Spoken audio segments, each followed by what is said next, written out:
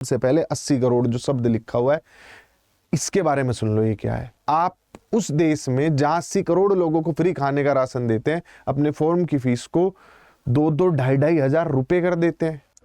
कैसे हो सभी साथियों, आप सबका स्वागत है आपके अपने चैनल टीचर्स अड्डा पर। मैं हूं आयुष चौहान।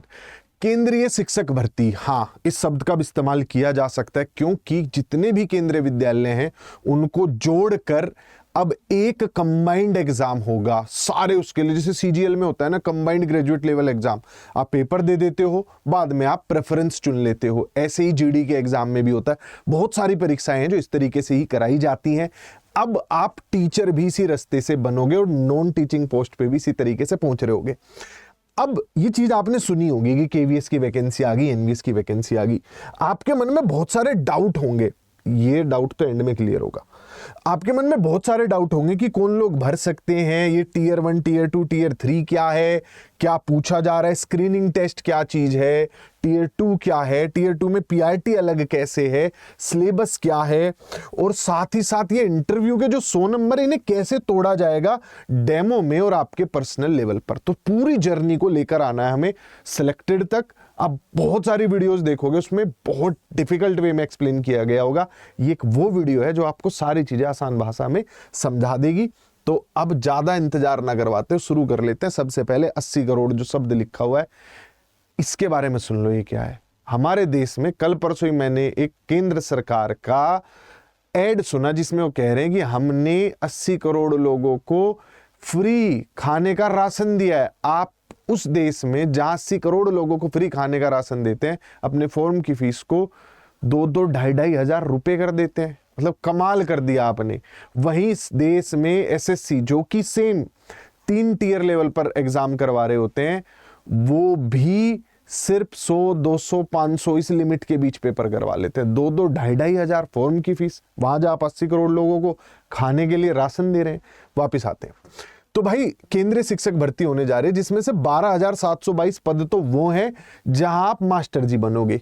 ये वो पद हैं जहां आप मास्टर जी नहीं बनोगे। मास्टर जी के इर्द गिर्द जो सारा तंत्र होता है उसमें आपकी जॉब लग रही होगी। और मेरे हिसाब से टीचर्स को ये सारी वैकेंसीज भरनी चाहिए, प्लस जो जनरल बच्चा है उसे भी इन एग्जाम्स को भरना चाहिए।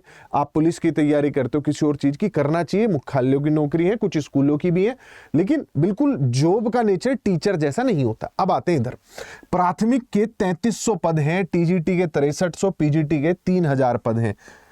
अब इनसे मतलब क्या है? अगर आपको पढ़ाना है 5वीं क्लास तक तो आपने 12वीं कर रखी हो, डिप्लोमा के नाम पे आपने डीएलएड किया हुआ हो, डीएलएड, बीटीसी, बीएसटीसी, जेबीटी, ऐसे किसी भी नाम से कोई डिप्लोमा किया हो, सीटेट पेपर 1 आपका पास हो, 30 साल आपकी उम्र हो, तो आप प्राथमिक के टीचर बन सकते हो। अगला स्टेप, आपने ग्रेजुएशन कर रखी हो, बीएड किया हुआ हो, पेपर 2 हो और 35 साल आपकी उम्र हो। ग्रेजुएशन जिस सब्जेक्ट के टीचर बनने वाले हो उसी में होनी चाहिए और उस विषय को आपने 3 साल पढ़ा हो। अधिक डिटेल के लिए सब्जेक्ट स्पेसिफिक वीडियोस को मैं नीचे डिस्क्रिप्शन में लगवा दूंगा, जरूर देख लेना आप जिस भी सब्जेक्ट के टीचर बनना चाहते हो।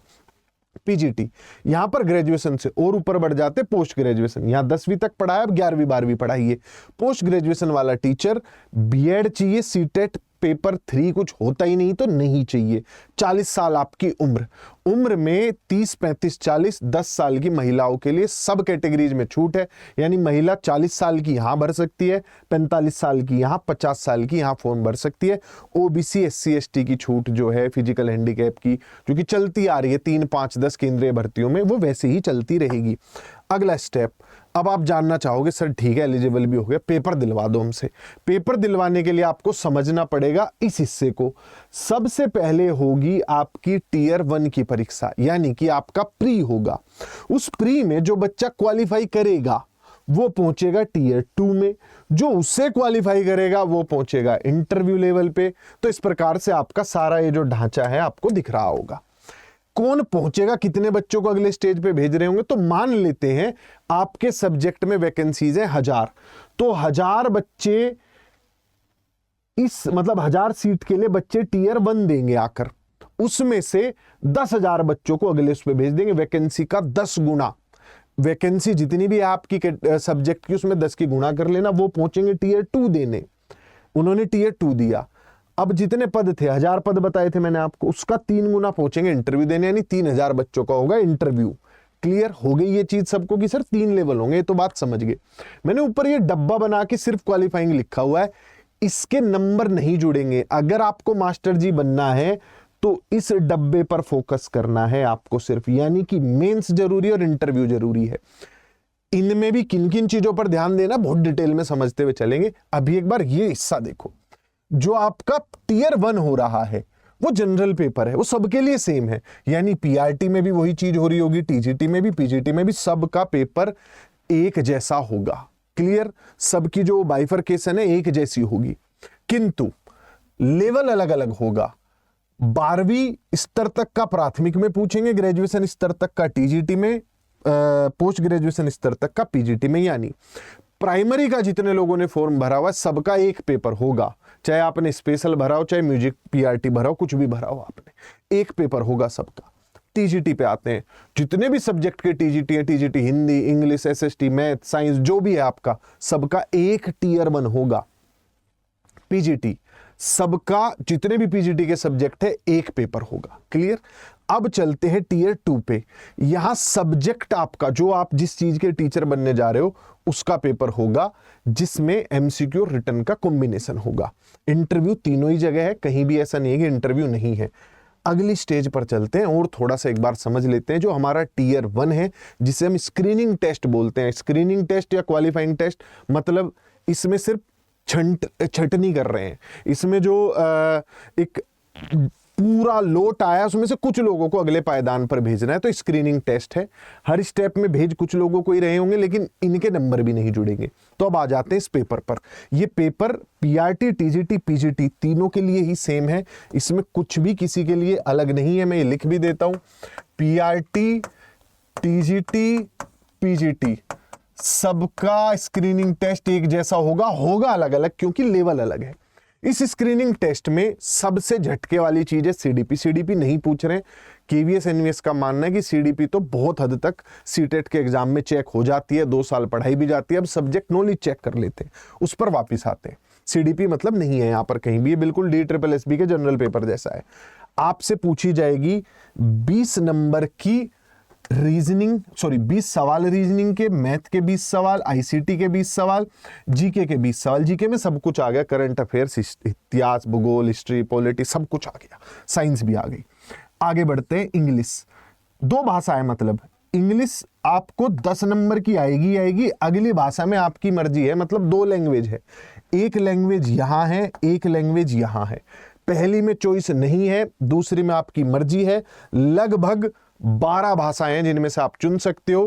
पहली इंग्लिश, दूसरी हिंदी आप ले सकते हो, उड़िया ले सकते हो, मलयालम, कन्नड़, जो भी आपको लेनी हो।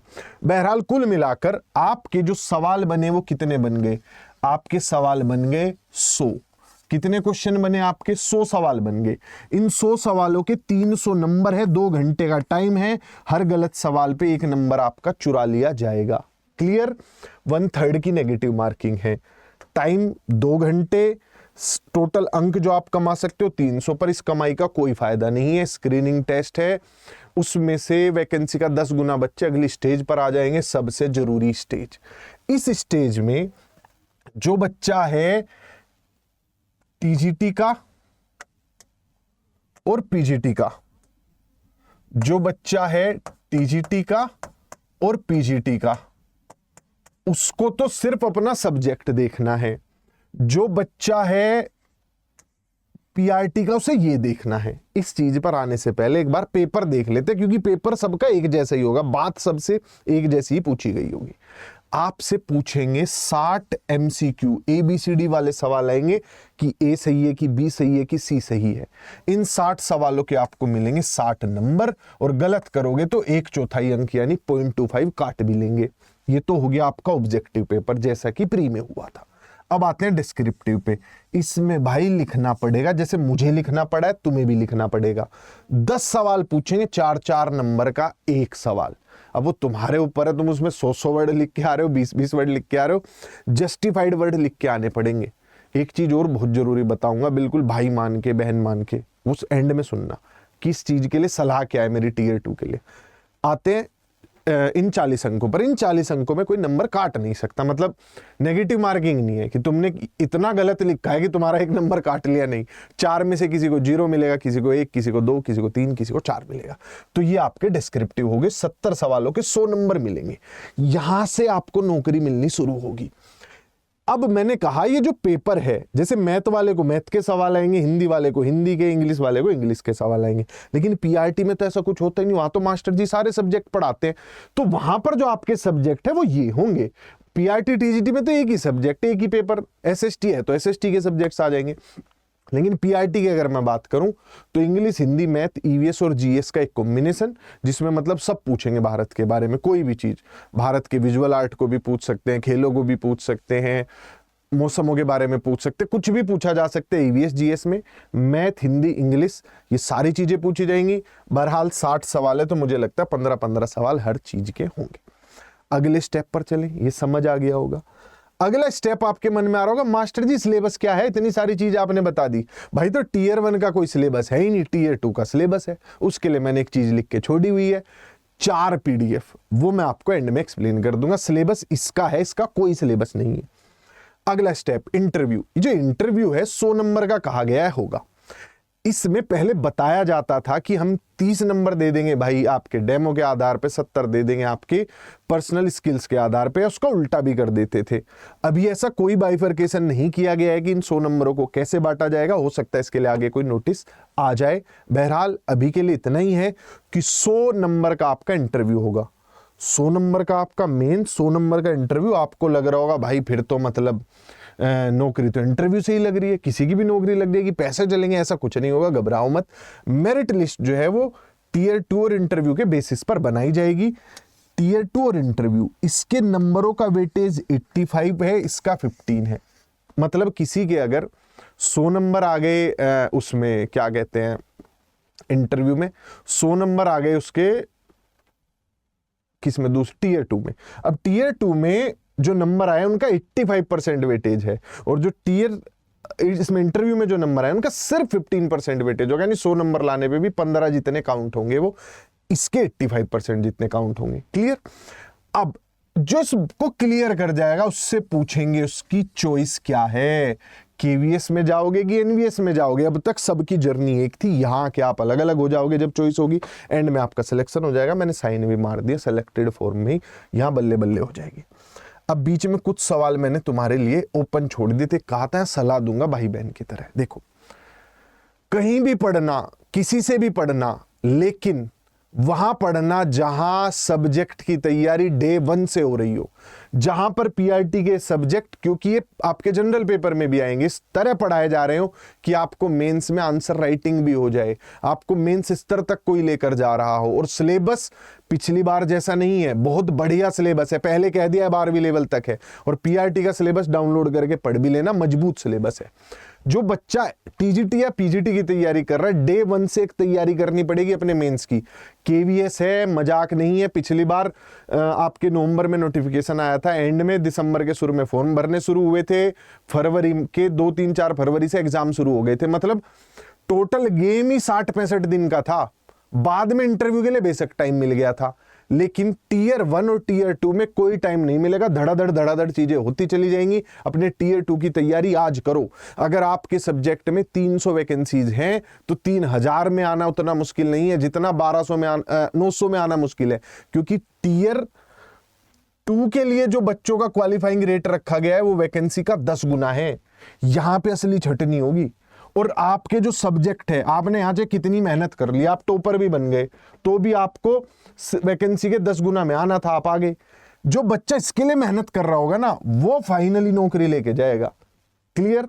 और जिसका ये बढ़िया, उसका इंटरव्यू अपने आप ही बढ़िया हो जाता है। तो सारी कहानी है, हमसे पढ़ो, कहीं से भी पढ़ो, मेंस की तैयारी डे 1 से करनी है। यहां तो हमने मेंस की क्लासेस डे 1 से चलाएंगे। क्लियर? दूसरा, सीडीपी कहीं भी नहीं है। काफी दुखद चीज है, आप टीचिंग एग्जाम ले रहे हो और कहीं पे सीडीपी नहीं डाल रहे हो। कुछ ना कुछ एक छोटा मोटा हिस्सा होना चाहिए था। अब आते हैं वापस, ये 4 पीडीएफ कौन सी है जिसमें मैं तुम्हें कह रहा था जिंदगी पलट जाएगी। इनमें भाई सबसे पहली पीडीएफ होगी तुम्हारी ये पूरा का पूरा नोटिस। अगर तुम चाहते हो डिटेल में से पढ़ना, वो आपकी पहली पीडीएफ होगी। दूसरी पीडीएफ आपकी होगी सिलेबस वाली कि मास्टर जी सिलेबस भी तो दिलवा देते कुछ, तब तो बात बनेगी।